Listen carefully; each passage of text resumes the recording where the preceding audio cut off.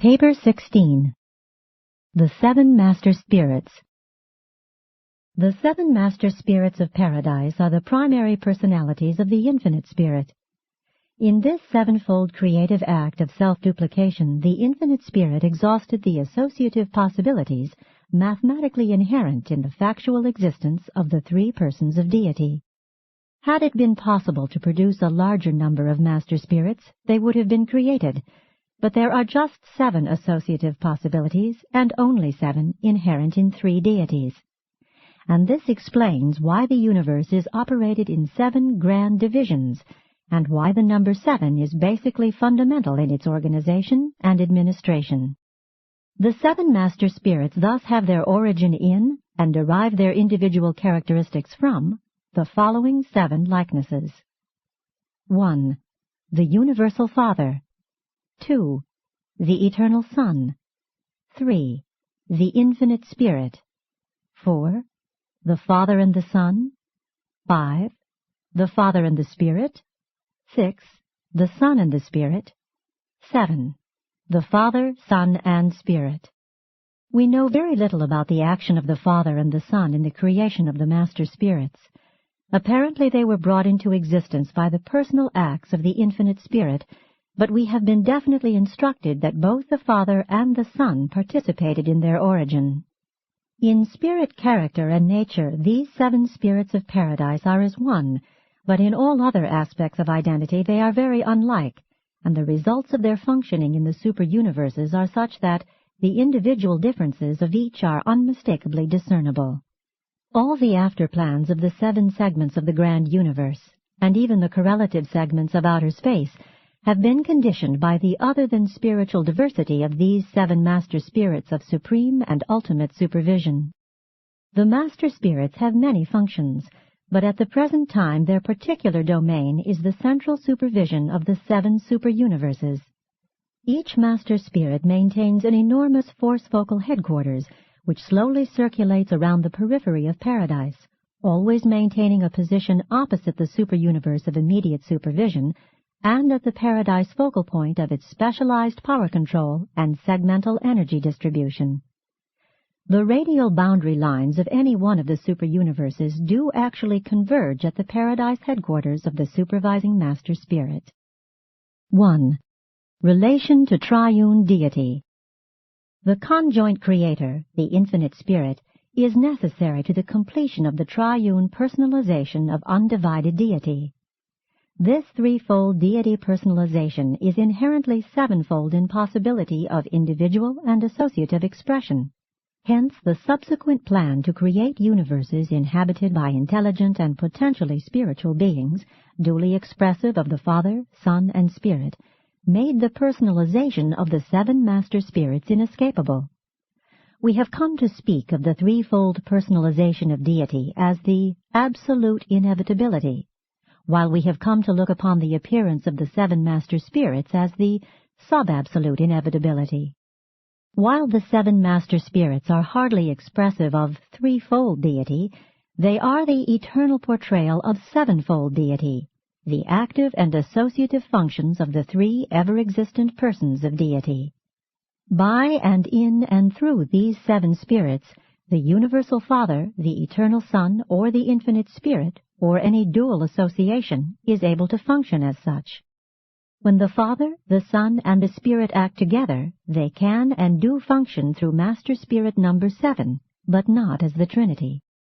The Master Spirits singly and collectively represent any and all possible deity functions, single and several, but not collective, not the Trinity.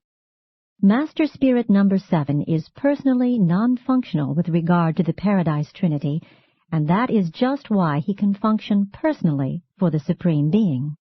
But when the 7 Master Spirits vacate their individual seats of personal power and superuniverse authority, and assemble about the conjoint actor in the triune presence of Paradise Deity, then and there are they collectively representative of the functional power, wisdom, and authority of undivided deity, the Trinity, to and in the evolving universes.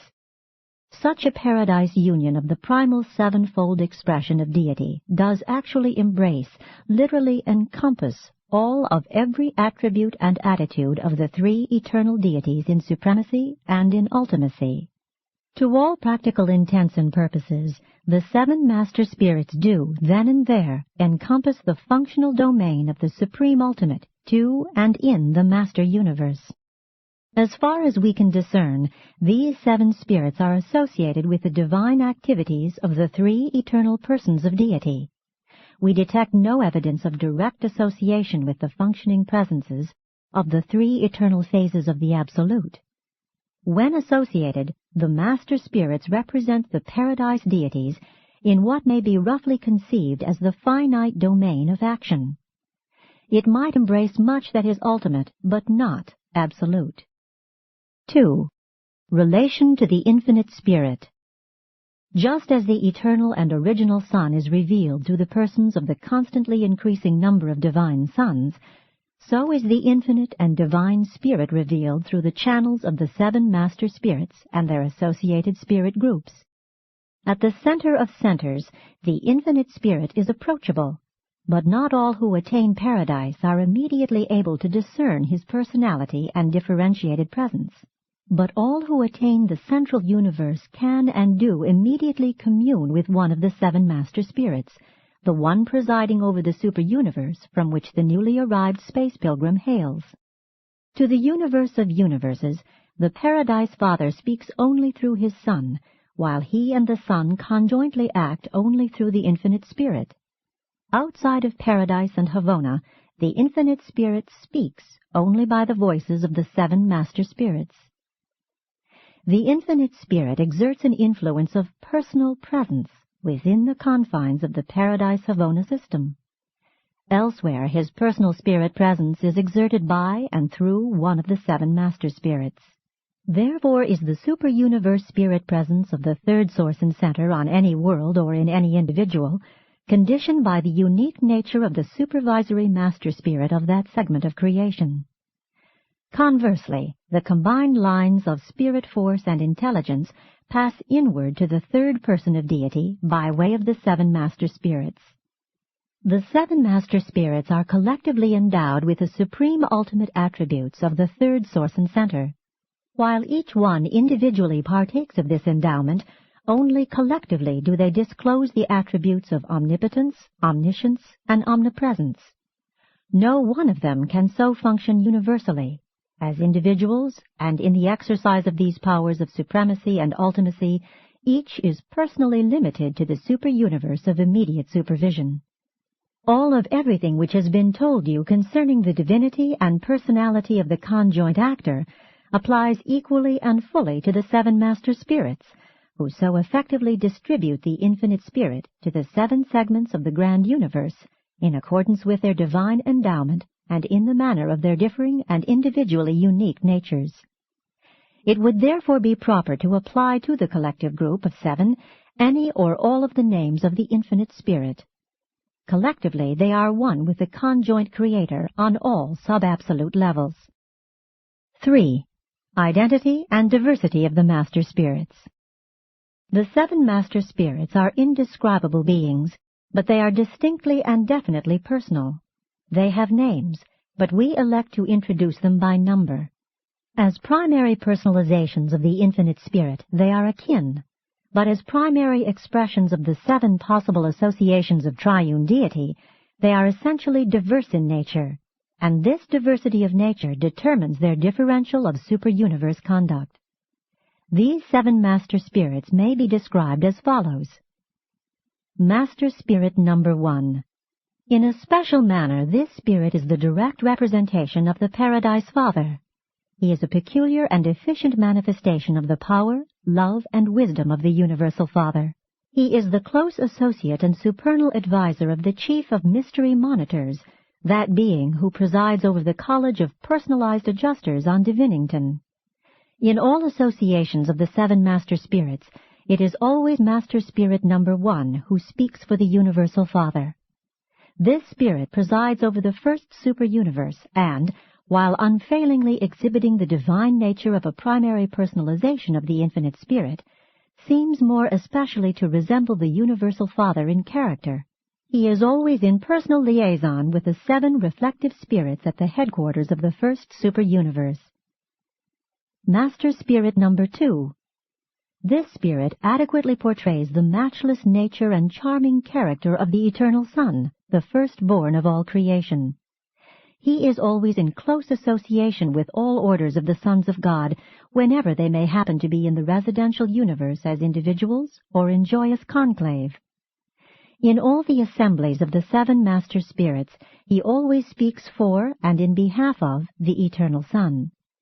This spirit directs the destinies of Superuniverse number 2 and rules this vast domain much as would the Eternal Son. He is always in liaison with the 7 reflective spirits situated at the capital of the second superuniverse. Master Spirit number 3. This spirit personality especially resembles the Infinite Spirit, and he directs the movements and work of many of the high personalities of the Infinite Spirit. He presides over their assemblies and is closely associated with all personalities who take exclusive origin in the third source and center. When the 7 master spirits are in council, it is Master Spirit number 3 who always speaks for the Infinite Spirit. This spirit is in charge of Superuniverse number 3, and he administers the affairs of this segment much as would the Infinite Spirit. He is always in liaison with the reflective spirits at the headquarters of the third superuniverse. Master Spirit number 4. Partaking of the combined natures of the Father and the Son, this Master Spirit is the determining influence regarding Father-Son policies and procedures in the councils of the 7 Master Spirits. This Spirit is the chief director and advisor of those ascendant beings who have attained the Infinite Spirit and thus have become candidates for seeing the Son and the Father. He fosters that enormous group of personalities taking origin in the Father and the Son. When it becomes necessary to represent the Father and the Son in the association of the 7 Master Spirits, it is always Master Spirit number 4 who speaks. This spirit fosters the 4th segment of the grand universe in accordance with his peculiar association of the attributes of the Universal Father and the Eternal Son. He is always in personal liaison with the reflective spirits of the headquarters of the 4th superuniverse. Master Spirit number 5. This divine personality, who exquisitely blends the character of the Universal Father and the Infinite Spirit, is the advisor of that enormous group of beings known as the power directors, power centers, and physical controllers. This spirit also fosters all personalities taking origin in the Father and the conjoint actor. In the councils of the 7 Master Spirits, when the Father Spirit attitude is in question, it is always Master Spirit number 5 who speaks. This spirit directs the welfare of the 5th superuniverse in such a way as to suggest the combined action of the Universal Father and the Infinite Spirit. He is always in liaison with the reflective spirits at the headquarters of the 5th superuniverse. Master Spirit number 6. This divine being seems to portray the combined character of the Eternal Son and the Infinite Spirit. Whenever the creatures jointly created by the Son and the Spirit foregather in the central universe, it is this Master Spirit who is their advisor. And whenever, in the councils of the 7 Master Spirits, it becomes necessary to speak conjointly for the Eternal Son and the Infinite Spirit, it is Master Spirit number 6 who responds. This spirit directs the affairs of the 6th superuniverse, much as would the Eternal Son and the Infinite Spirit. He is always in liaison with the reflective spirits at the headquarters of the 6th superuniverse. Master Spirit number 7. The presiding spirit of the 7th superuniverse is a uniquely equal portrayal of the Universal Father, the Eternal Son, and the Infinite Spirit. The 7th spirit, the fostering advisor of all triune origin beings, is also the advisor and director of all the ascending pilgrims of Havona, those lowly beings who have attained the courts of glory through the combined ministry of the Father, the Son, and the Spirit.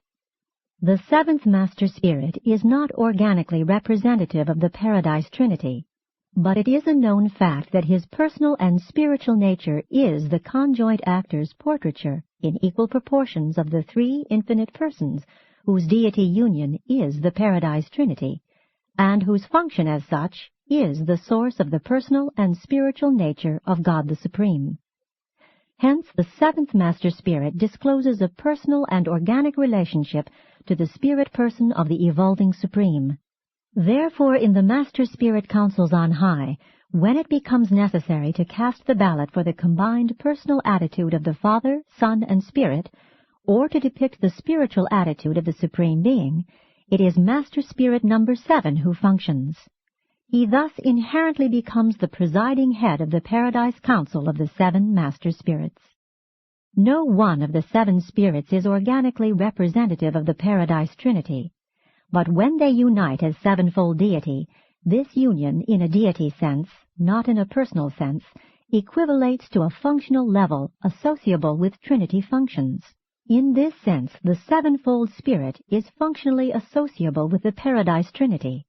It is also in this sense that Master Spirit number 7 sometimes speaks in confirmation of Trinity attitudes, or rather, acts as spokesman for the attitude of the sevenfold spirit union regarding the attitude of the threefold deity union, the attitude of the Paradise Trinity.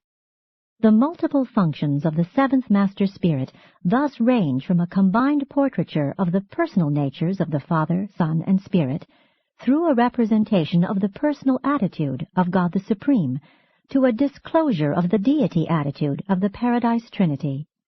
And in certain respects, this presiding spirit is similarly expressive of the attitudes of the ultimate and of the supreme ultimate. It is Master Spirit number 7 who, in his multiple capacities, personally sponsors the progress of the ascension candidates from the worlds of time in their attempts to achieve comprehension of the undivided deity of supremacy. Such comprehension involves a grasp of the existential sovereignty of the Trinity of supremacy, so coordinated with a concept of the growing experiential sovereignty of the Supreme Being as to constitute the creature grasp of the unity of supremacy.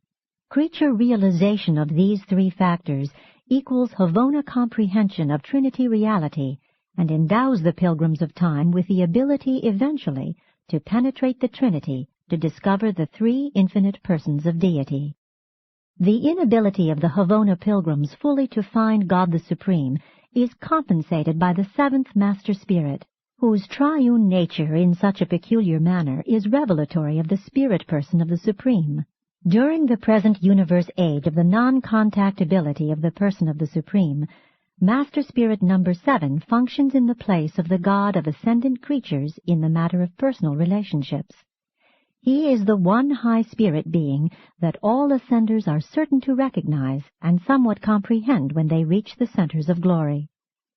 This Master Spirit is always in liaison with the reflective spirits of Uversa, the headquarters of the 7th Superuniverse, our own segment of creation. His administration of Orvanton discloses the marvelous symmetry of the coordinate blending of the divine natures of Father, Son, and Spirit. 4. Attributes and functions of the Master Spirits. The 7 Master Spirits are the full representation of the infinite spirit to the evolutionary universes. They represent the third source and center in the relationships of energy, mind, and spirit. While they function as the coordinating heads of the universal administrative control of the conjoint actor, do not forget that they have their origin in the creative acts of the Paradise deities. It is literally true that these 7 spirits are the personalized physical power, cosmic mind, and spiritual presence of the triune deity, the 7 spirits of God sent forth to all the universe.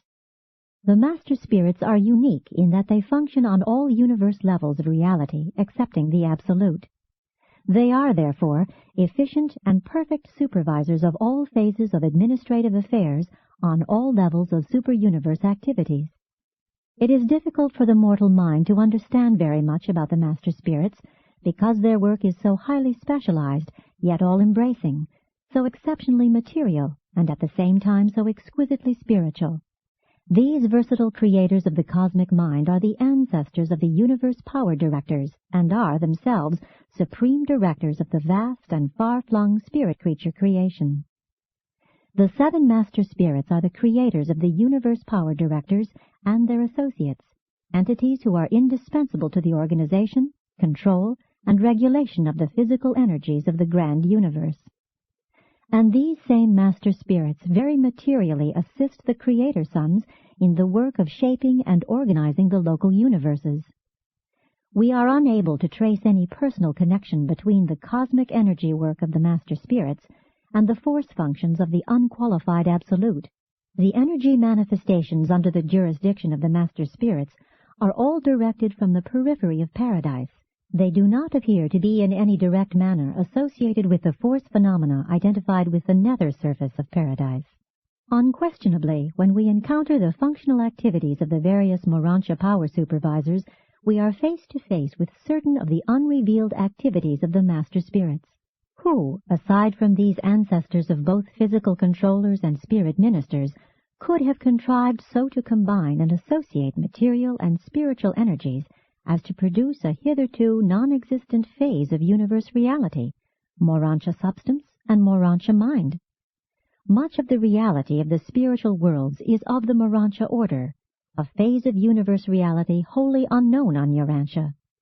The goal of personality existence is spiritual, but the Urantia creations always intervene, bridging the gulf between the material realms of mortal origin and the super-universe spheres of advancing spiritual status. It is in this realm that the master spirits make their great contribution to the plan of man's paradise ascension. The seven master spirits have personal representatives who function throughout the grand universe. But since a large majority of these subordinate beings are not directly concerned with the ascendant scheme of mortal progression in the path of paradise perfection, little or nothing has been revealed about them. Much, very much of the activity of the seven master spirits remains hidden from human understanding, because in no way does it directly pertain to your problem of paradise ascent. It is highly probable, though we cannot offer definite proof, that the master spirit of Orvantan exerts a decided influence in the following spheres of activity. 1. The life initiation procedures of the local universe life carriers. 2. The life activations of the adjutant mind spirits bestowed upon the worlds by a local universe creative spirit. 3. The fluctuations in energy manifestations exhibited by the linear gravity-responding units of organized matter. 4. The behavior of emergent energy when fully liberated from the grasp of the unqualified absolute, thus becoming responsive to the direct influence of linear gravity and to the manipulations of the universe power directors and their associates. 5. The bestowal of the ministry spirit of a local universe creative spirit, known on Urantia as the Holy Spirit. 6. The subsequent bestowal of the spirit of the bestowal sons, on Urantia called the Comforter, or the Spirit of Truth. 7. The reflectivity mechanism of the local universes and the superuniverse. Many features connected with this extraordinary phenomenon can hardly be reasonably explained or rationally understood without postulating the activity of the master spirits in association with the conjoint actor and the Supreme Being. Notwithstanding our failure adequately to comprehend the manifold workings of the seven master spirits, we are confident there are two realms in the vast range of universe activities with which they have nothing whatever to do: the bestowal and ministry of the thought adjusters and the inscrutable functions of the unqualified absolute. 5. Relation to creatures. Each segment of the grand universe, each individual universe and world, enjoys the benefits of the united counsel and wisdom of all seven master spirits, but receives the personal touch and tinge of only one. And the personal nature of each master spirit entirely pervades and uniquely conditions his superuniverse. Through this personal influence of the seven master spirits, every creature of every order of intelligent beings, outside of Paradise and Havona, must bear the characteristic stamp of individuality indicative of the ancestral nature of some one of these seven Paradise spirits. As concerns the seven superuniverses, each native creature, man or angel, will forever bear this badge of natal identification. The seven master spirits do not directly invade the material minds of the individual creatures on the evolutionary worlds of space. The mortals of Urantia do not experience the personal presence of the mind-spirit influence of the master spirit of Orvantan. If this master spirit does attain any sort of contact with the individual mortal mind during the earlier evolutionary ages of an inhabited world, it must occur through the ministry of the local universe creative spirit, the consort and associate of the Creator Son of God, who presides over the destinies of each local creation. But this very creative mother spirit is, in nature and character, quite like the master spirit of Orvantan. The physical stamp of a master spirit is a part of man's material origin. The entire Urantia career is lived under the continuing influence of this same master spirit. It is hardly strange that the subsequent spirit career of such an ascending mortal never fully eradicates the characteristic stamp of this same supervising spirit.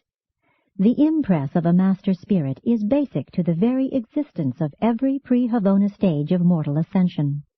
The distinctive personality trends exhibited in the life experience of evolutionary mortals, which are characteristic in each superuniverse, and which are directly expressive of the nature of the dominating master spirit, are never fully effaced, not even after such ascenders are subjected to the long training and unifying discipline encountered on the 1 billion educational spheres of Havona. Even the subsequent intense paradise culture does not suffice to eradicate the earmarks of superuniverse origin. Throughout all eternity, an ascendant mortal will exhibit traits indicative of the presiding spirit of his superuniverse of nativity. Even in the core of the finality, when it is desired to arrive at or to portray a complete Trinity relationship to the evolutionary creation, always a group of 7 finaliters is assembled, one from each superuniverse. 6. The Cosmic Mind. The master spirits are the sevenfold source of the cosmic mind, the intellectual potential of the grand universe. This cosmic mind is a sub-absolute manifestation of the mind of the third source and center, and, in certain ways, is functionally related to the mind of the evolving Supreme Being. On a world like Urantia, we do not encounter the direct influence of the 7 master spirits in the affairs of the human races. You live under the immediate influence of the creative spirit of Nebadon. Nevertheless, these same master spirits dominate the basic reactions of all creature mind because they are the actual sources of the intellectual and spiritual potentials which have been specialized in the local universes for function in the lives of those individuals who inhabit the evolutionary worlds of time and space. The fact of the cosmic mind explains the kinship of various types of human and superhuman minds. Not only are kindred spirits attracted to each other, but kindred minds are also very fraternal and inclined towards cooperation the one with the other. Human minds are sometimes observed to be running in channels of astonishing similarity and inexplicable agreement. There exists in all personality associations of the cosmic mind a quality which might be denominated the reality response. It is this universal cosmic endowment of will creatures which saves them from becoming helpless victims of the implied a priori assumptions of science, philosophy, and religion. This reality sensitivity of the cosmic mind responds to certain phases of reality, just as energy material responds to gravity. It would be still more correct to say that these supermaterial realities so respond to the mind of the cosmos. The cosmic mind unfailingly recognizes response, on 3 levels of universe reality. These responses are self-evident to clear reasoning and deep-thinking minds. These levels of reality are: 1. Causation. The reality domain of the physical senses, the scientific realms of logical uniformity, the differentiation of the factual and the non-factual, reflective conclusions based on cosmic response. This is the mathematical form of the cosmic discrimination. 2. Duty. The reality domain of morals in the philosophic realm, the arena of reason, the recognition of relative right and wrong. This is the judicial form of the cosmic discrimination. 3. Worship. The spiritual domain of the reality of religious experience, the personal realization of divine fellowship, the recognition of spirit values, the assurance of eternal survival, the ascent from the status of servants of God to the joy and liberty of the sons of God. This is the highest insight of the cosmic mind, the reverential and worshipful form of the cosmic discrimination. These scientific, moral, and spiritual insights, these cosmic responses, are innate in the cosmic mind, which endows all will creatures. The experience of living never fails to develop these three cosmic intuitions. They are constitutive in the self-consciousness of reflective thinking. But it is sad to record that so few persons on Urantia take delight in cultivating these qualities of courageous and independent cosmic thinking.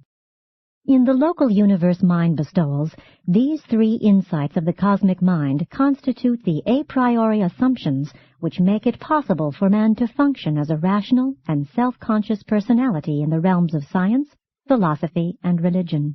Stated otherwise, the recognition of the reality of these three manifestations of the infinite is by a cosmic technique of self-revelation. Matter energy is recognized by the mathematical logic of the senses. Mind reason intuitively knows its moral duty. Spirit faith, worship, is the religion of the reality of spiritual experience. These three basic factors in reflective thinking may be unified and coordinated in personality development, or they may become disproportionate and virtually unrelated in their respective functions. But when they become unified, they produce a strong character consisting in the correlation of a factual science, a moral philosophy, and a genuine religious experience. And it is these three cosmic intuitions that give objective validity, reality, to man's experience in and with things, meanings, and values. It is the purpose of education to develop and sharpen these innate endowments of the human mind, of civilization to express them, of life experience to realize them, of religion to ennoble them, and of personality to unify them. 7. Morals, virtue, and personality. Intelligence alone cannot explain the moral nature. Morality, virtue, is indigenous to human personality. Moral intuition, the realization of duty, is a component of human mind endowment and is associated with the other inalienables of human nature, scientific curiosity, and spiritual insight. Man's mentality far transcends that of his animal cousins, but it is his moral and religious natures that especially distinguish him from the animal world. The selective response of an animal is limited to the motor level of behavior. The supposed insight of the higher animals is on a motor level and usually appears only after the experience of motor trial and error.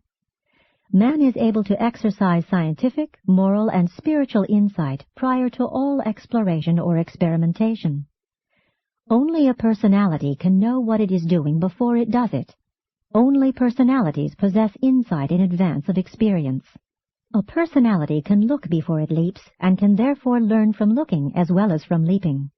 A non-personal animal ordinarily learns only by leaping. As a result of experience, an animal becomes able to examine the different ways of attaining a goal and to select an approach based on accumulated experience. But a personality can also examine the goal itself and pass judgment on its worthwhileness, its value. Intelligence alone can discriminate as to the best means of attaining indiscriminate ends, but a moral being possesses an insight which enables him to discriminate between ends as well as between means. And a moral being, in choosing virtue, is nonetheless intelligent.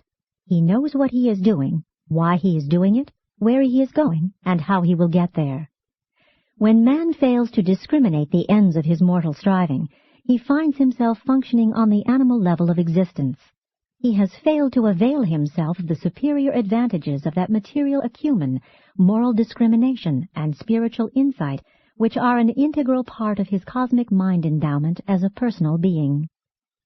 Virtue is righteousness, conformity with the cosmos. To name virtues is not to define them, but to live them is to know them. Virtue is not mere knowledge, nor yet wisdom, but rather the reality of progressive experience in the attainment of ascending levels of cosmic achievement. In the day-by-day life of mortal man, virtue is realized by the consistent choosing of good rather than evil, and such choosing ability is evidence of the possession of a moral nature. Man's choosing between good and evil is influenced not only by the keenness of his moral nature, but also by such influences as ignorance, immaturity, and delusion. A sense of proportion is also concerned in the exercise of virtue because evil may be perpetrated when the lesser is chosen in the place of the greater as a result of distortion or deception. The art of relative estimation or comparative measurement enters into the practice of the virtues of the moral realm. Man's moral nature would be impotent without the art of measurement, the discrimination embodied in his ability to scrutinize meanings. Likewise would moral choosing be futile without that cosmic insight which yields the consciousness of spiritual values. From the standpoint of intelligence, man ascends to the level of a moral being because he is endowed with personality. Morality can never be advanced by law or by force. It is a personal and free will matter and must be disseminated by the contagion of the contact of morally fragrant persons with those who are less morally responsive, but who are also in some measure desirous of doing the Father's will. Moral acts are those human performances which are characterized by the highest intelligence, directed by selective discrimination in the choice of superior ends, as well as in the selection of moral means to attain these ends. Such conduct is virtuous. Supreme virtue, then, is wholeheartedly to choose to do the will of the Father in heaven. 8. Urantia personality. The Universal Father bestows personality upon numerous orders of beings as they function on diverse levels of universe actuality. Urantia human beings are endowed with personality of the finite mortal type, functioning on the level of the ascending sons of God. Though we can hardly undertake to define personality, we may attempt to narrate our understanding of the known factors which go to make up the ensemble of material, mental, and spiritual energies whose interassociation constitutes the mechanism wherein and whereon and wherewith the Universal Father causes his bestowed personality to function. Personality is a unique endowment of original nature whose existence is independent of and antecedent to the bestowal of the thought adjuster. Nevertheless, the presence of the adjuster does augment the qualitative manifestation of personality.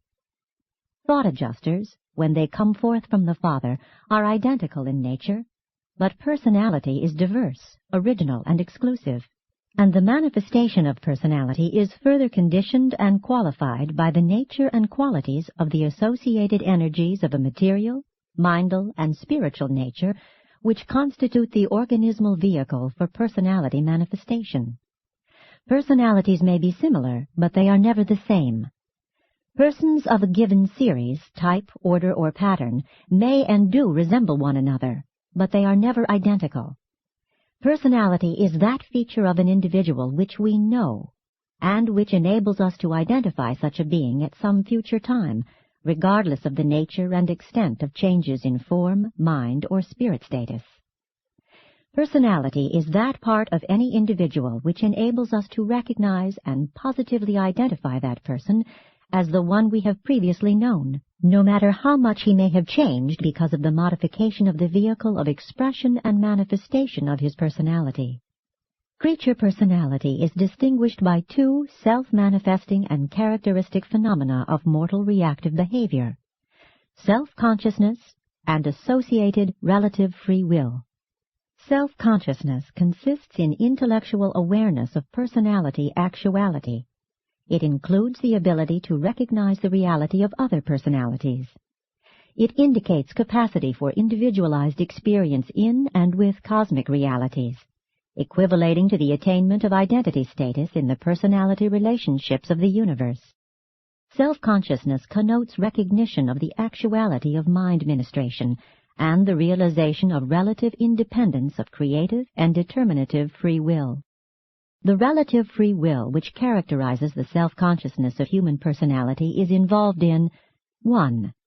Moral decision, highest wisdom. 2. Spiritual choice, truth discernment. 3. Unselfish love, brotherhood service. 4. Purposeful cooperation, group loyalty. 5. Cosmic insight, the grasp of universe meanings. 6. Personality dedication, wholehearted devotion to doing the Father's will. 7. Worship, the sincere pursuit of divine values and the wholehearted love of the divine value giver. The Urantia type of human personality may be viewed as functioning in a physical mechanism consisting of the planetary modification of the Nebadon type of organism belonging to the electrochemical order of life activation, and endowed with the Nebadon order of the Orvanton series of the cosmic mind of parental reproductive pattern. The bestowal of the divine gift of personality upon such a mind-endowed mortal mechanism confers the dignity of cosmic citizenship and enables such a mortal creature forthwith to become reactive to the constitutive recognition of the three basic mind realities of the cosmos. 1. The mathematical or logical recognition of the uniformity of physical causation. 2. The reasoned recognition of the obligation of moral conduct. 3. The faith grasp of the fellowship worship of deity, associated with the loving service of humanity. The full function of such a personality endowment is the beginning realization of deity kinship.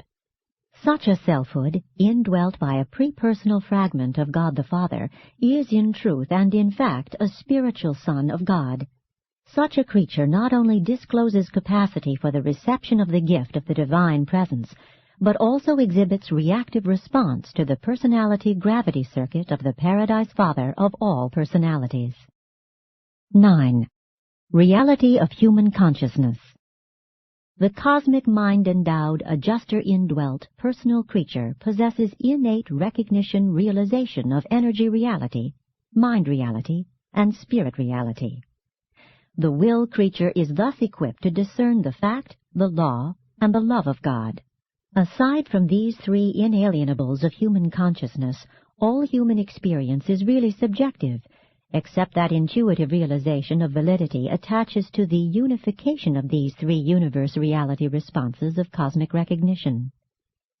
The God-discerning mortal is able to sense the unification value of these three cosmic qualities in the evolution of the surviving soul, man's supreme undertaking in the physical tabernacle, where the moral mind collaborates with the indwelling divine spirit to dualize the immortal soul. From its earliest inception, the soul is real. It has cosmic survival qualities. If mortal man fails to survive natural death, the real spiritual values of his human experience survive as a part of the continuing experience of the thought adjuster. The personality values of such a non-survivor persist as a factor in the personality of the actualizing Supreme Being. Such persisting qualities of personality are deprived of identity, but not of experiential values accumulated during the mortal life in the flesh. The survival of identity is dependent on the survival of the immortal soul of Urantia status and increasingly divine value. Personality identity survives in and by the survival of the soul. Human self-consciousness implies the recognition of the reality of selves other than the conscious self, and further implies that such awareness is mutual, that the self is known as it knows. This is shown in a purely human manner in man's social life. But you cannot become so absolutely certain of a fellow being's reality as you can of the reality of the presence of God that lives within you. The social consciousness is not inalienable like the God consciousness. It is a cultural development and is dependent on knowledge, symbols, and the contributions of the constitutive endowments of man, science, morality, and religion. And these cosmic gifts, socialized, constitute civilization. Civilizations are unstable because they are not cosmic. They are not innate in the individuals of the races. They must be nurtured by the combined contributions of the constitutive factors of man, science, morality, and religion. Civilizations come and go, but science, morality, and religion always survive the crash. Jesus not only revealed God to man, but he also made a new revelation of man to himself and to other men. In the life of Jesus you see man at his best. Man thus becomes so beautifully real because Jesus had so much of God in his life, and the realization, recognition of God is inalienable and constitutive in all men. Unselfishness, aside from parental instinct, is not altogether natural. Other persons are not naturally loved or socially served. It requires the enlightenment of reason, morality, and the urge of religion, God-knowingness, to generate an unselfish and altruistic social order. Man's own personality awareness, self-consciousness, is also directly dependent on this very fact of innate other awareness, this innate ability to recognize and grasp the reality of other personality, ranging from the human to the divine. Unselfish social consciousness must be, at bottom, a religious consciousness. That is, if it is objective. Otherwise it is a purely subjective philosophic abstraction, and therefore devoid of love. Only a God-knowing individual can love another person as he loves himself. Self-consciousness is in essence a communal consciousness, God and man, Father and Son, Creator and creature. In human self-consciousness, 4 universe reality realizations are latent and inherent. 1. The quest for knowledge, the logic of science. 2. The quest for moral values, the sense of duty. 3. The quest for spiritual values, the religious experience. 4. The quest for personality values, the ability to recognize the reality of God as a personality and the concurrent realization of our fraternal relationship with fellow personalities. You become conscious of man as your creature brother because you are already conscious of God as your creator father. Fatherhood is the relationship out of which we reason ourselves into the recognition of brotherhood. And fatherhood becomes, or may become, a universe reality to all moral creatures, because the Father has himself bestowed personality upon all such beings, and has encircuited them within the grasp of the universal personality circuit. We worship God first because He is, then because He is in us, and last, because we are in Him. Is it strange that the cosmic mind should be self-consciously aware of its own source, the infinite mind of the infinite spirit, and at the same time conscious of the physical reality of the far-flung universes, the spiritual reality of the eternal Son, and the personality reality of the universal Father? Sponsored by a universal censor from Uversa.